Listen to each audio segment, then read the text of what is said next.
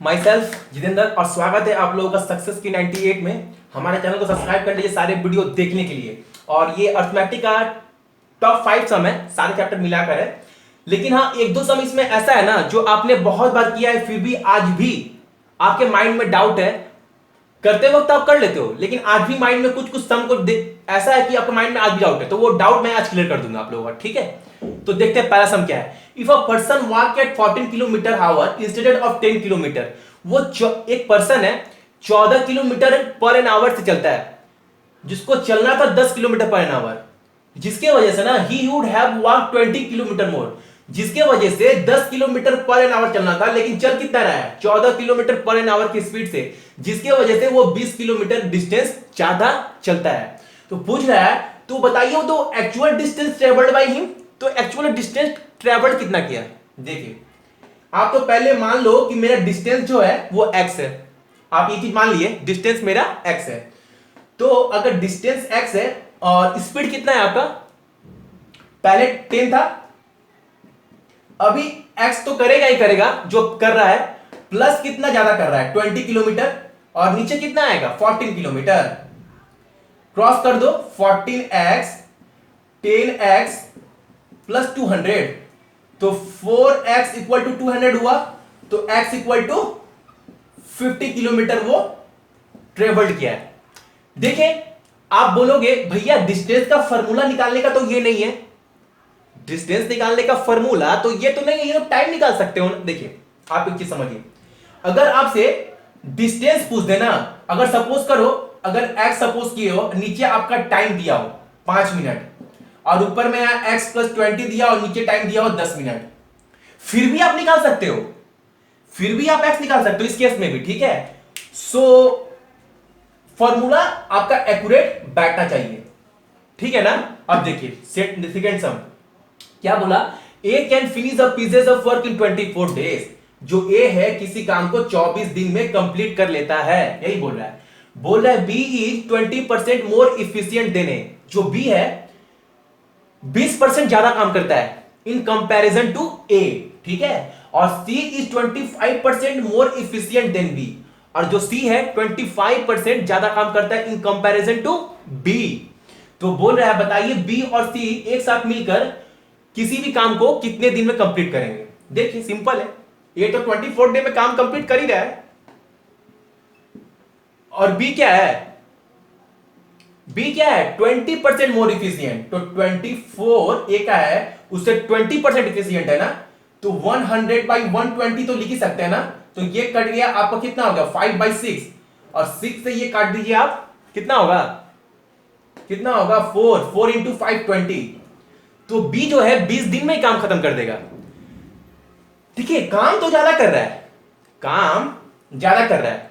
अगर काम 2 हुआ, 2 काम को ए 24 दिन में काम खत्म कर रहा है, तो ऑब्वियसली जो बी है वो कम टाइम लेगा, क्योंकि बी 20% मोर इफिशियंट है, काम करने में ज्यादा काम कर रहा है, तो टाइम तो कम लेगा ना। अगर काम सेम है तो 20 डे में बी काम खत्म करेगा। ठीक है, इस चीज को समझिएगा अच्छे से।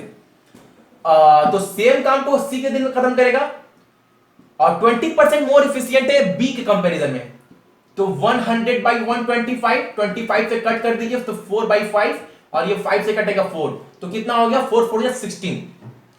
बी का कितना निकला 20 और सी का 16। तो देखिए ये मेरा बी हो गया, ये सी हो गया, तो बी का 20 और इसका 16। सपोज कर लो आप जो बच्चे मेरा टाइम एंड वर्क का नहीं देखे ना, जाकर आप देख लो, पूरा डाउट क्लियर हो जाएगा। मैंने स्पेशली अपलोड किया एसबीआई पीओ वाले सेक्शन में, मिल जाएगा आपको। देखिए बी किसी काम को 20 दिन में खत्म करता है और सी 16 दिन में। इस दोनों का एलसीएम ले लीजिए, या ऐसा नंबर ले लीजिए कि जो दोनों नंबर से कटता हो। 80 20 इंटू 4 80, 16 इंटू 5 80, दोनों कट रहा है। तो सपोज कर लीजिए मेरा काम टोटल कितना है 20 काम मेरे पास टोटल है। बी 20 दिन में काम खत्म करता है, तो एक दिन में कितना काम करेगा 4 काम करेगा बी। अगर सी 16 दिन में काम खत्म कर लेता है ये पूरा, तो एक दिन में कितना काम खत्म करेगा 5। मतलब दोनों मिलाकर बी और सी एक दिन में 9 काम खत्म कर लेते हैं, एक दिन में 9 काम खत्म कर लेते हैं। और टोटल काम मेरे पास है कितना 80, तो 80 काम को खत्म करने के लिए 9 एक दिन में कर रहे हैं, तो कितना दिन लगेगा 9 9 9 8 72, और 72 प्लस 8 89 डेज। ये मेरा हो गया इसका आंसर। ठीक है ना? ओके, अब देखिए 3 नंबर सम देखिए। A person bought a article at 30 for a rupee. ये सम बहुत बार आप देखें, बहुत बार देखें, लेकिन फिर भी डाउट है, आज डाउट क्लियर कर लीजिए। अ पर्सन कोई सामान को लाता है आर्टिकल को 30 फॉर ए रूपीज, 1 रुपये में 30 आर्टिकल लेकर आता है। ठीक है, तो पूछा है वो 1 रुपए में कितने आर्टिकल सेल करेगा कि इसको 20% गेन होगा। रुपए एक ही रहेगा, रुपए एक ही रहेगा, लेकिन वो कितना आर्टिकल सेल कर देगा कि इसको 20% गेन होगा। तो ऑब्वियसली हम आर्टिकल थोड़ा कम सेल करेंगे जिससे मेरा प्रॉफिट ज्यादा हो। अगर 30 का 30 आर्टिकल सेल कर देंगे 1 रुपए में तो मेरा प्रॉफिट होगा ही नहीं। 1 रुपए में कम आर्टिकल सेल करेंगे तभी तो मेरा प्रॉफिट होगा।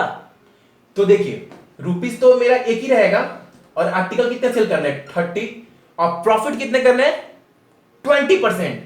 तो 100/120 होगा, होगा ना? तो देखिए ये कटा तो 6/5 और 6 से इसे काट दीजिए, कितना होगा 5, और 5 5 25, मतलब 1 रुपए में 25 आर्टिकल वो सेल करेगा। सो उसको 20% का प्रॉफिट होगा। ठीक है ना? इजी था, इस चीज को मत भूलिएगा आप लोग प्लीज। अब देखिए 4 सम देखिए। Amount of money grow up to 4840 in 2 year and up to इतना in 3 years on compound interest. तो फाइंड द प्रिंसिपल वैल्यू पूछ रहा है, आपका प्रिंसिपल वैल्यू कितना था। देखिए जो अमाउंट है अच्छे समझिए, कंपाउंड इंटरेस्ट मैं करवा दूंगा, इस चैप्टर भी मैं करवाया नहीं, करवा दूंगा। 2 साल में इतना हो रहा है अमाउंट मनी, यहां से यहां पहुंच रहा है 2 साल से 3 साल में। तो 2 से यहां से 3 में इतना पहुंच रहा है, 2 में इतना था 3 में यहां हो रहा है। तो 1 साल का तो पता है ना कितना हो रहा है। तो 5324 माइनस 4840 लेस कर दो 484 एक साल में 1 ईयर में 484। तो मेरा परसेंटेज क्या होगा? तो 1 ईयर में मेरा इतना निकल रहा है, तो 484 डिवाइडेड बाई 4840, ठीक है, इंटू 100। तो ये कटेगा मैं 10 टाइम में, ये कटेगा 10 टाइम में, मतलब 10% के हिसाब से 1 साल का रेट हो रहा है। और जिन बच्चों को कंपाउंड इंटरेस्ट क्लियर है ना, उनको याद होना चाहिए कि 1 साल में अगर 10% है तो 2 साल में मेरा होगा 21%। ठीक है, तो आप प्रिंसिपल अगर लेट करते हो 100, प्रिंसिपल अगर आपका 100 है तो 21%, 100 प्लस 21, 2 साल का पूछा है ना, कि आपसे पूछा का प्रिंसिपल वैल्यू कितना था, 3 साल के नहीं, 2 साल में तो आपके इतने ही थे। इससे पहले आपका कितना था प्रिंसिपल वैल्यू 2 साल से पहले? तो 2 साल का मैंने निकाल लिया 21, तो 100 प्लस 121 आपका प्रिंसिपल लेट है 121। तो 121 इक्वल टू कितना है 4840, और ये परसेंटेज है तो 100 होगा।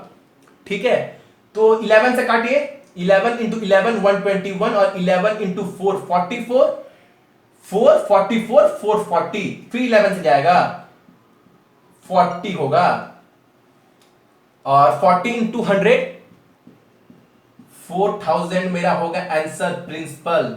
ठीक है, ठीक है ना? ये अच्छा सम है, ये सम आएंगे, ये सम आ सकते हैं। ठीक है, अच्छे से देखिएगा। अब देखिए लास्ट सम तो थोड़ा अच्छा सम है। देखिए the sum of the number of boy and girls in a school is 150। Boy plus girls मिला के 150 है, यही बोल रहे हैं।